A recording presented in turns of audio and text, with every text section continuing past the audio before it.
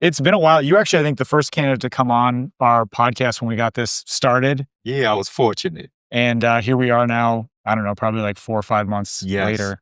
What's been the process of campaigning in Detroit been like over the last year?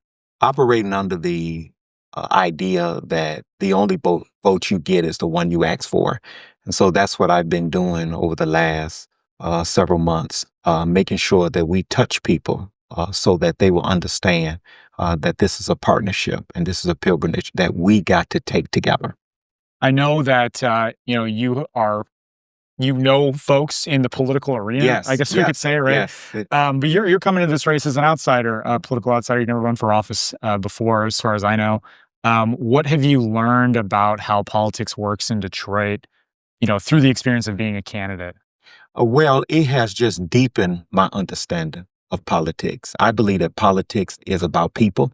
And so that's why I got into it, because I want to continue to do what I've always done, continue to impact the lives of people in a positive way. I came into it with a hopeful, optimistic spirit, not surprised at some of the tactics sometimes that are used in politics to deflect and distract.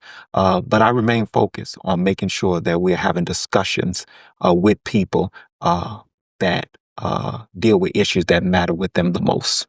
You've run a pretty aggressive campaign, I would say, in terms of criticizing the status quo in the city. Mhm. And the tale of two cities is a narrative that the current mayor, rejects basically.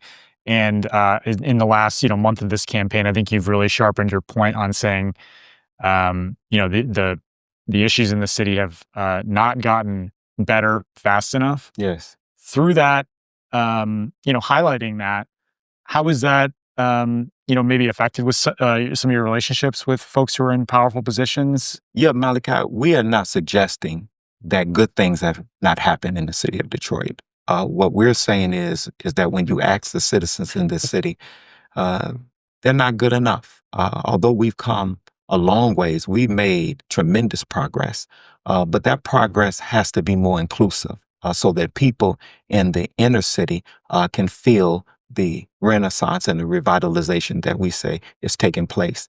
It's not a Kinloch thing. It's a reality that when you look at the numbers, and we have to accept the data, that 51% of the children that live in this city live in poverty. Mhm. I mean, we more than half of the children that are reared and raised in Detroit are struggling with poverty and struggling with affordable housing and roof over their heads. And the crime rate, violent crime, is at an all-time high. When you look at just this past summer, the gun violence among youth, uh, over 30%. I mean, those kind of things happening in our community are red flags that institutional policies and politicians, not all, but many have failed us. And at some point, we got to do something else.